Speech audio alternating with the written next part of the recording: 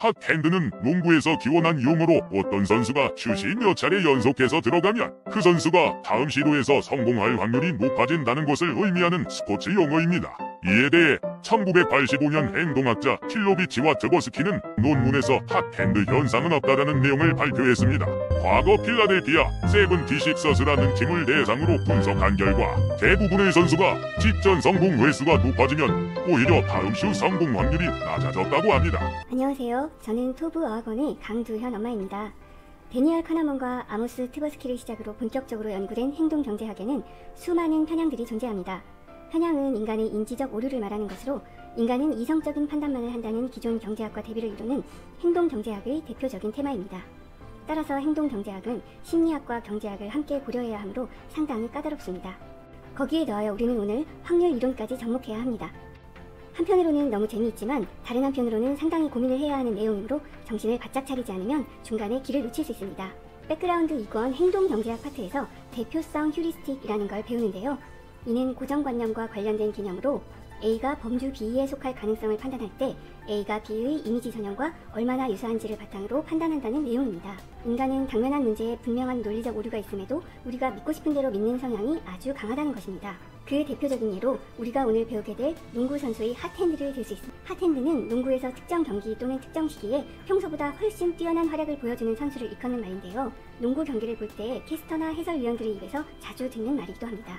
미국 유명 농구 선수의 경기를 보면 핫핸드라는 단어가 한 경기에도 수십 번씩 등장합니다. 우리말로 번역하면 뜨거운 손을 가졌다 정도가 되는데 그야말로 손에 불이 붙은 듯한 상황이 그려집니다. 핫핸드를 가진 선수가 앞으로도 골을 잘 넣으리라 기대하는 대중의 심리를 핫핸드 편향 또는 핫핸드 오류 또는 핫핸드 현상이라고 하는데요.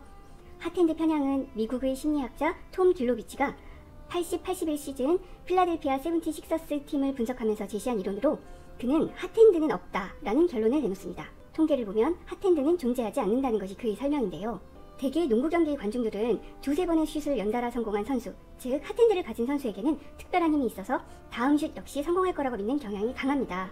하지만 확률의 독립성에 근거해 본다면 이전 슛이 성공했다고 해서 다음 슛의 성공 확률이 변하는 것은 아닌데도 관중들은 물론 선수들까지 그 선수의 다음 슛 시도가 쉽게 성공할 것이라는 믿음을 가집니다. 여기서 잘 들으셔야 합니다. 관중들은 핫핸드를 가진 선수가 슛을 성공하면 다음에도 슛의 성공을 계속 유지해 나갈 거라고 믿습니다. 혹시 이와 비슷한 논리가 떠오르시나요? 이 부분이 바로 조금 뒤에 배우게 될 도박사의 오류와 핫핸드의 차이점입니다. 일단 잘 기억해 두시기 바랍니다. 아무튼 이런 핫핸드 편향이 생기게 된 건 그 나름의 논리가 있을 텐데요. 과연 어떤 근거로 핫핸드를 가진 선수가 뛰어난 슛 성공률을 보인다고 믿게 되는 걸까요? 경기를 자세히 보면 한 명이 연달아 슛을 성공하면 그 선수에게 패스가 집중되는 장면을 볼 수 있습니다. 그 선수가 계속해서 슛을 잘 넣을 거라고 기대하기 때문이죠. 통계에 따르면 핫핸드를 가진 선수의 슛 성공률이 높은 게 아니라 그 선수가 손에 불이 붙어있는 선수라고 여겨지면서 주위로부터 더 많은 패스를 받게 되고 그로 인해 슛을 던질 기회가 많아지니 당연히 성공한 슛도 많아지게 되는 것으로 핫핸드는 결국 착시현상일 뿐 통계학적으로는 아무런 의미도 없다는 게 길로비치의 의견입니다. 본격적으로 핫핸드 오류의 가능한 원인들을 행동경제학과 확률적으로 설명해 보겠습니다. 첫 번째는 기억 편향입니다. 더 쉬운 말로 생생함 효과라고도 하죠. 이 내용은 백그라운드 2권에 자세히 수록되어 있습니다. 연속으로 두세 개의 슛을 성공하거나 실패하는 것은 일반적인 경우보다 더욱 강한 인상을 줍니다. 인상에 강하게 남은 기억들은 그렇지 않은 기억들보다 상대적으로 회상하기 쉽고 그 결과 그런 강한 인상의 사건들이 일어날 확률을 과대평가하게 되는 것이죠.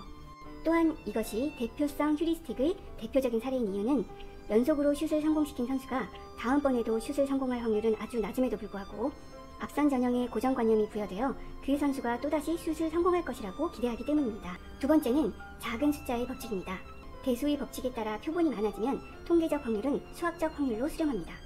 우리는 동전을 1000번 던지면 앞면과 뒷면이 나오는 경우의 비가 1대1에 가깝게 수렴할 것을 기대할 수 있습니다. 그러나 이 말은 반대로 하면 적은 표본에서는 얼마든지 극단적인 결과가 나올 수 있다는 것입니다. 이는 백그라운드 1권 확률 부분에서 자세히 설명하도록 하겠습니다. 세 번째는 무작위 편향입니다.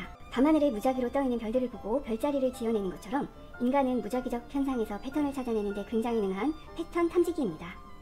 다시 말해 인간은 모든 현상에서 패턴을 찾는 것을 너무 좋아한다는 이야기입니다. 인간은 실로 패턴 찾기 광신도인 것 같습니다. 역사에서 일어난 전쟁에 대해서도 발생 주기 패턴을 찾으려는 시도가 있었을 정도니까 유명한 말이 떠오르네요. 전쟁은 전쟁의 신인 마르스가 주사위를 굴려 일이 2번 나오면 두 나라를 골라 전쟁을 일으키고 평화의 여신 팍스가 주사위를 굴려 6이 2번 나오면 전쟁이 종료된다. 즉, 전쟁의 발생에는 아무런 역사적 패턴이 없다는 것입니다. 답이 없는데 답을 찾는 것이 재앙이라 했듯이 패턴이 없는데 패턴을 찾아내려는 것 또한 재앙이 아닐까요? 하트핸드의 오류와 도박사의 오류입니다. 혹시 차이점을 발견하셨나요? 정리해보자면 하트핸드 오류는 연속으로 슛을 성공시킨 선수의 다음 슛 성공 확률이 높아진다고 믿는 오류이고, 도박사의 오류는 하트핸드와 반대로 A가 연속해서 나올수록 다음번에는 A가 나올 확률이 낮아진다고 믿는 오류. 즉, 동전의 앞면만 5번 나오면 다음번에는 뒷면에 걸게 되는 심리적 오류이죠. 연속 성공을 보고 특별한 힘이 있다고 믿으면 하트핸드 오류에 빠지는 것이고, 반대로 행운과 불운의 총량이 정해져 있어서 다음번에는 반대로 갈 것이라고 믿으면 도박사의 오류에 빠지는 것입니다. 이런 오류는 저학력자, 빈곤층, 사회적 취약계층에서 상대적으로 많이 발견되기는 하지만 판사, 금융인, 프로야구 심판 등 고도의 전문성을 갖춘 이들도 예외는 아닙니다. 마지막으로 실험 하나만 살펴보고 마칠까 합니다. 굉장히 복잡하고 특이한 실험입니다. 최대한 이해하길 바래요. 실험에서 알아보고자 한 것은 도박사의 오류를 하트핸드 오류를 통해 줄일 수 있는가 하는 것입니다. 즉, 실험자들이 도박사의 오류를 통제할 수 있는가 하는 것이었는데요. 그때 맞상대로 맞불을 놓은 것이 하트핸드 오류입니다. 도박사의 오류와 하트핸드 오류가 정반대의 논리이므로 둘을 붙여놓으면 도박사의 오류가 줄어들지 않을까 하고 생각한 것이죠. 이때 하트핸드 오류를 발생시키기 위해 하트핸드 한 명을 투입시키는데요. 그는 딜러입니다. 딜러가 자신이 하트핸드라고 말하며 앞면 또는 뒷면을 연속적으로 출연시킨 경험이 많다고 합니다. 첫 번째 실험군은 하트핸드인 딜러와 게임을 합니다. 두 번째 실험군은 앞면 또는 뒷면이 연속적으로 출연된 경험이 많았던 동전으로 게임을 합니다. 그리고 세 번째는 통제군입니다. 이후 실험군과 통제군을 다시 각각 두 부류로 나누어 딜러가 중간에 바뀌는 그룹과 바뀌지 않는 그룹으로 나눕니다. 따라서 경우의 수는 총 6이 됩니다. 실험 결과는 어땠을까요? 총 6개의 경우의 수 중에서 하트핸드인 딜러와 게임을 하고 그 하트핸드 딜러가 바뀌지 않은 경우에만 도박사의 오류가 감소합니다. 즉, 하트핸드 오류로만 도박사의 오류를 줄일 수 있다는 결론이 나옵니다. 이쯤 되면 수많은 의문이 생길 텐데요. 수업 시간에 하나씩 다루어 보도록 하겠습니다. 자, 우리 팀 야구 못하는 건 좀 그만 내려놓으시고. 야구를 못하는 만큼만 지고 싶지 멀리서 이동하느라 피곤해서 지는 경기는 좀 없어야겠죠? 그러실 줄 알고 제가 이동거리와 팀별 우승 횟수의 상관관계를 좀 가지고 나와봤습니다. 켜주세요. 지금 이동거리가 먼 구단들이 역대 우승 횟수 1, 3, 4위를 차지하고 있네요. 왜 웃어요? 1985년도 노스캐롤라이나 대학교 지리학과 졸업생들 평균 초봉이 10만 달러입니다. 그러니까 지금 환율 기준으로는 한 1억 1천만 원이 넘는 거죠. 왜 그렇게 높은지 아세요? 그 졸업생 중에 마이클 조단이 포함되어 있거든요. 평균의 함정에 속지 마십시오. 이거 도대체 언제적 우승 통계 얘기를 지금까지 하십니까?